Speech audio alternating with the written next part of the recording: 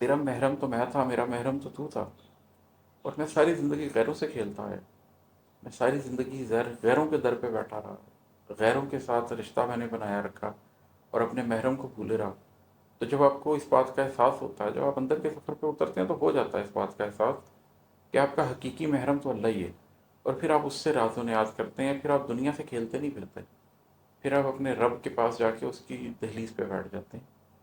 تو غیر محرم نہیں تھے آپ کے ہم، پھر بھی غیروں سے کھیلتے آئے،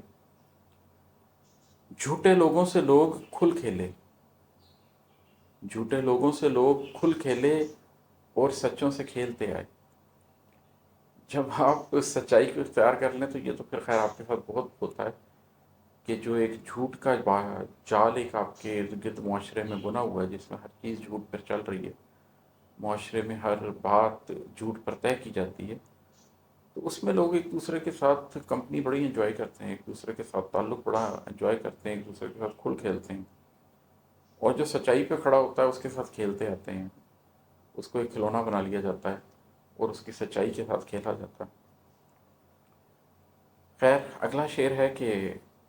نفس کے گیدڑوں کی کیا چلتی، نفس کے گیدڑوں کی کیا چلتی، قلب شیروں سے کھیلتے آئے۔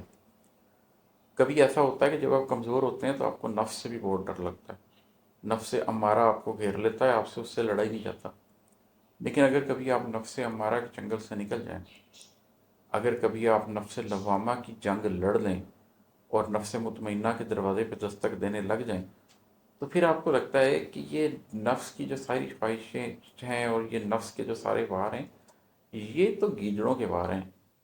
یہ کوئی سامنے سے آ کے مقابلہ نہیں کرتا آپ کے نفس سے، یہ آپ کے سامنے بیٹھ کے بات نہیں کرتا۔ ہاں جب آپ کا قلب اس قابل ہو جائے کہ وہ بڑے بڑے فیصلے کر سکے اور وہ شیروں والا اس کے اندر ایک ہمت پیدا ہو جائے، تو پھر جا کر یہ کیفیت پیدا ہوتی ہے کہ آپ کو نفس کی گیدڑ بھبکیاں ہی لگتی ہیں۔